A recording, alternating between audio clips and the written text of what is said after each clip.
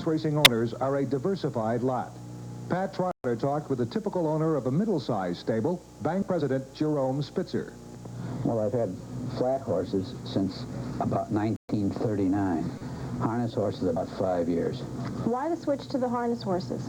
We're presently the Oak Park Trust and Savings Bank, and Bill Langley is the president. His brother is Phil Langley, who is director of racing at Sportsman's Park, and we went in together, and that's how I first became interested in harness horses. Do you have a preference?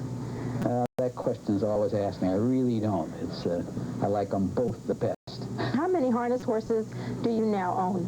Well, I have interests. I own some of them by myself, but I have interests in about 11 now, including a foal as of last night. Having an interest with other people in horses, does that present any problems in terms of one person saying, I'd like to do this, and someone else saying, well, I'd like to do this with the horse? No, because usually we have an understanding that I'm going to run this show, or they're not going to think I'm interested. How much direction do you as an owner give your trainer? As far as training the horse, you don't give him any direction, because one person can train 20 horses, but two people can't train one horse. And when you have a trainer, you rely on him to do the right thing at the right time for this particular horse.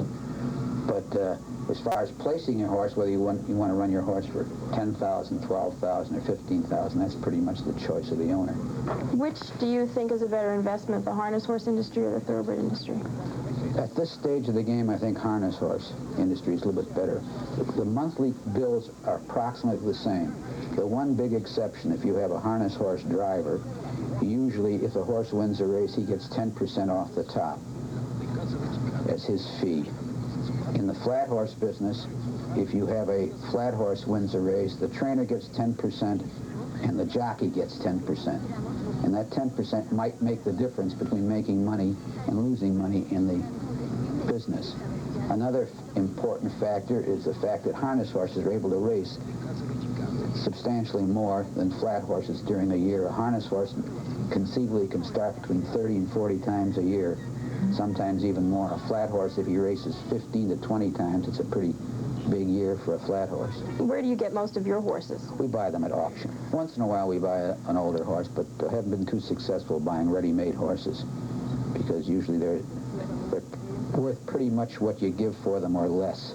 I think if I were to advise someone what to do in buying a standard, we're talking about standard-bred horses now, I think I would advise them to get together with one or two other people and buy a yearling and buy a ready-made horse, so you have something to pay your expenses while the yearling is getting the races if he ever does. Do you find it's a family thing, owning horses, race horses? I think so. I think very much so. You'll see more of it possibly in the harness industry than in the flat industry, because you'll see families where the children do the grooming and the father does the driving and the mother mucks out the stalls.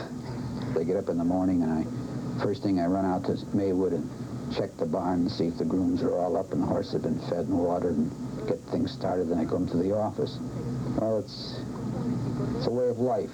I've always maintained if I wanted to make money, I'd sit behind this desk in the office all the time and practice law, and I'd make a lot more money.